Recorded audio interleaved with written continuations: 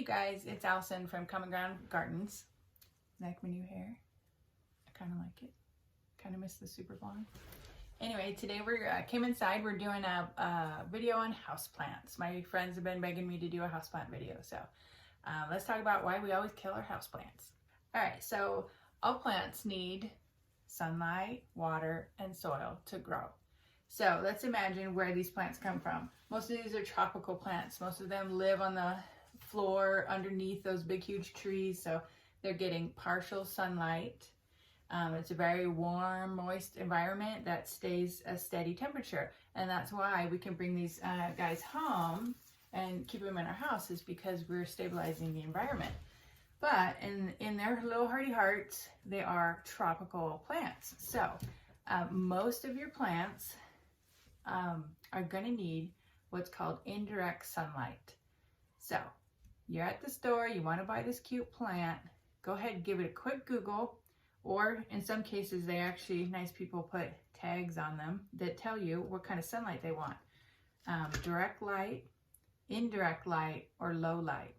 So direct light would be right in front of the window. This is a western facing or southern facing window. Only my very, very toughest plants can live there, or maybe like a cactus. The other plants want indirect light. So indirect light is maybe a foot away from the window. Maybe it's 3 feet away from the window, but you still have a nice bright environment for your plant to thrive in, but it isn't getting sun directly on the leaves. You will know if your plant is unhappy because your leaves will burn and crisp up. This guy looks great. So go ahead, if your plant says bright indirect light or indirect light, that means maybe put them off to the side of the window. You also want to kind of keep your plants away from drafts. For instance, a draft would come from like a heater vent, and if it's like blowing right on your plant, they are not going to like that. In the winter, we do have a low light environment here. You know, I don't live in Arizona, I live in Utah, and I live at a high elevation. So what I do is I have a couple of plant lights that I got off of the internet, and then my hubby got me one at Home Depot. So I got one up here, one downstairs. This one's on a timer, so I give it like 3 hours a day right now that it's on, besides the sunlight, and it'll keep everybody growing and happy. If it's a gloomy winter, I might even do like 6 hours a day. Fun fact, plants love blue light, and blue light comes from fluorescent lights at work. So definitely get yourself a couple houseplants for your office, and they will just thrive. Even if you don't have a window, you've got those fluorescent bulbs above you probably, and plants absolutely adore that. And then you'll have little plant babies at work. Yay. Okay, so let's talk about watering, because this is how you're going to kill your plant. For sure. We all love our plants to death because we overwater them. And I know you're like, no, I have to water it, it'll die. We'll see. Go ahead and establish a weekly watering schedule. And here's what you're going to do. I water on Mondays, right? It's on my phone, reminds me. So I'm going to go through and treat each plant as an individual. I'm going to stick my finger in the soil, just like I do outside. We're checking for moisture. And if it is not dried out, go ahead and skip that week. You might want to keep an eye on it, but your plant will thank you. Most of these plants prefer to dry out between waterings. I'm not talking about bone dry like desert. I'm talking about dry soil. Your plant is much more happier if it is, instead of being watered a little all the time, maybe once a week, great big soak. Every 2 weeks, totally fine. Great big soak. And that's why we have all these drainage trays to catch all the water and not ruin our house. And just to emphasize, some plants need more water. For instance, my ferns need to be watered like twice a week, but I cannot recommend ferns to you. They're very difficult to take care of unless you really have the time to baby them. This is a basic houseplant video, and I want you to get started, and I want you to get a bunch of plants that are easy to grow. And let me show you what happens when you overwater. this guy got overwatered for sure. I haven't watered this for 2 weeks and the soil is still moist, and that is not good. That tells me I have a drainage problem. But this leaf right here has been overwatered. It's this yellowing is telling me it's crying for help. Funnily enough, just to make houseplants super complicated, if you're not watering enough, it also looks like this. So I don't know what to tell you. My soil is totally moist, and all the baby leaves, they're getting too much water. They look terrible. Now they're starting to die. So cut that leaf off. We're done with that. These big ones look really good. They must be able to handle it better. This is a really new leaf. It's super shiny. I don't know if you can tell the difference, but now the other thing that's absolutely critical is drainage. Every single one of your pots needs to have drainage in it. Let me show you what I mean. Let this little guy out. This is an adorable pot. It has 0 drainage holes. So this guy is in a pot that does have drainage holes. So once these little roots, I don't know if you can see that on camera, but once the roots start coming out and if they soaked in water and stayed sitting in water, the plant will start to rot and die. So this, because this doesn't have a drainage system, the inside pot has to. And then here's another example. This is a self-watering pot, it's called. It has a vessel down here. So I water up here like normal, and any excess comes down in here. And then if the plant needs it, it still can access it. And once the plant is established, you can actually just water right there. Believe it or not, I got this pot at the dollar store. So in spring, or well, more like in January, they'll start carrying like houseplant supplies, and I'll go and buy like 10 of these, because I mean normally a pot is at least $10, so it's best deal ever. And then I can propagate my plants in my awesome self-watering pots. And then if I don't have something like that, I get those clear plastic trays. I can make this up.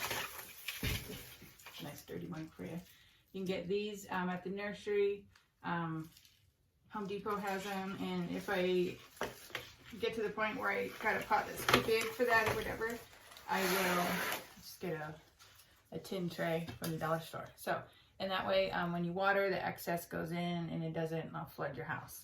Some people will just go ahead and water their plants in the sink, but I find that plants don't like to be moved very much, so I try not to move them as much as possible. Another thing I want you guys to keep an eye out for is definitely use a potting mix. It doesn't matter what brand, but this one's for indoor plants. So you want an indoor plant potting mix, whatever you prefer. And if you're growing cactus or succulents, get the cactus or succulent soil. It's engineered to mimic the environment that these plants are from. Go ahead and do that. And I also fertilize my plants 3 to 4 times a year, maybe 4. So what I do usually every about 3 months or so, I will look for new growth on the plant. And once you see, like this little guy, he's got pups. These are the baby plants. That's an awesome time to fertilize, because your plant's working hard. And go ahead and give them a fertilizer. So anything really works. Indoor plant fertilizer. Go lighter than heavier. Over fertilizing will not help, I promise. I used to always use the pumps where you pump the fertilizer into the water, and that works really well. Water soluble. That was until I discovered worm castings. I know I was raving about this for the outside plants. And I'm telling you, when I started doing my inside plants, it was a game changer. Plants love worm castings, and they don't smell at all, even though it is worm poop. It looks like dirt. So this is just full of the nutrients that a plant needs. And all you got to do is put like a tablespoon in a plant this size. I probably did 4 tablespoons for my giant Phil over here. And they just exploded when I started using this stuff. So you buy it online, you can usually buy it at a nursery. It's pretty pricey, but I mean, you're only using a spoonful, it lasts forever. A bag of this stuff would last you all year, even if you had as many plants as I do, no problem.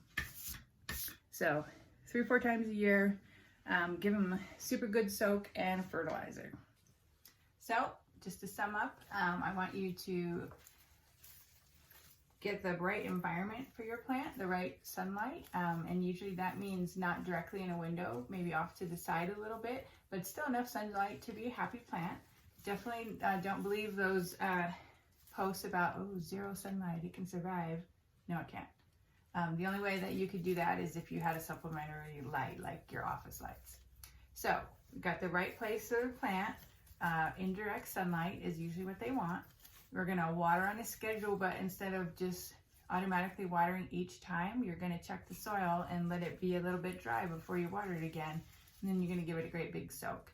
Now you gotta make sure each pot has some drainage, and then go ahead and fertilize it about 3 or 4 times a year, especially when you notice new growth. Go ahead and give it a good healthy dose of its vitamins.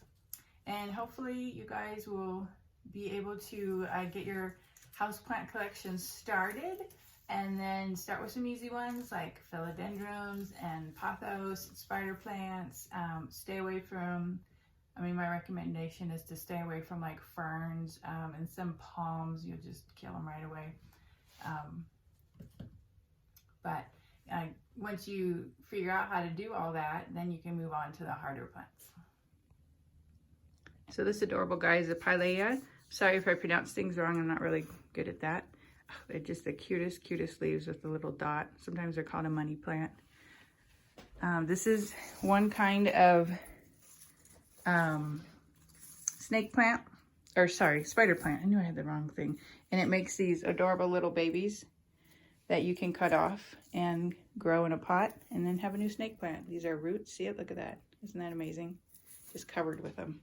And it blooms too. It has little flowers. So I love snake plants. I have this one that's all green, and then I have the variegated one that has white in the middle. That one's beautiful too. Don't remember what this is called.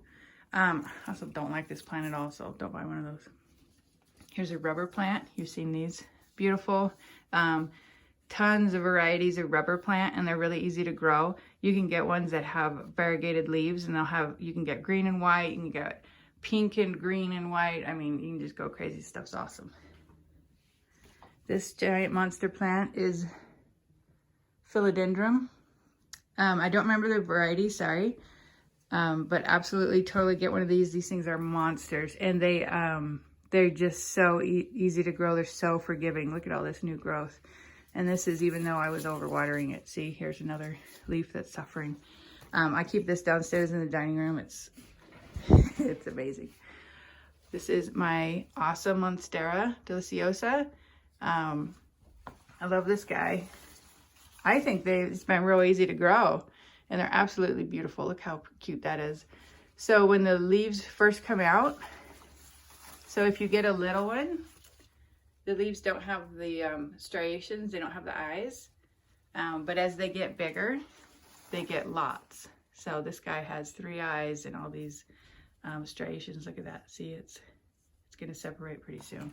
Look at this one. It's just got one. So love this guy. Get one of these if you can find one that you can afford. Back here is my fiddle leaf fig.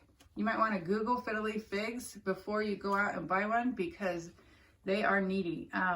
It had the perfect spot for this, so I went ahead and bought it. Some people say they're really easy to grow.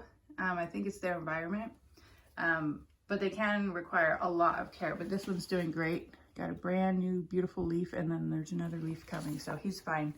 This guy for sure wants to get dried out before you water it again. And I do give that one and this one a little more fertilizer than the next guy.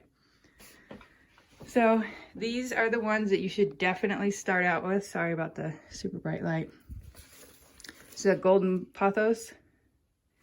It has the variegated leaves. Not very variegated. This is a brand new plant. I cut cuttings from my one downstairs that's huge. And these are the ones that they vine out. I'll just show you. But anyway, these things are iron. Just get one of those. It's really hard to kill. This is another kind of philodendron, the heart one. Aren't these just the cutest leaves? Oh my gosh, they're just absolutely beautiful. Every little one of them is like a little dripping heart.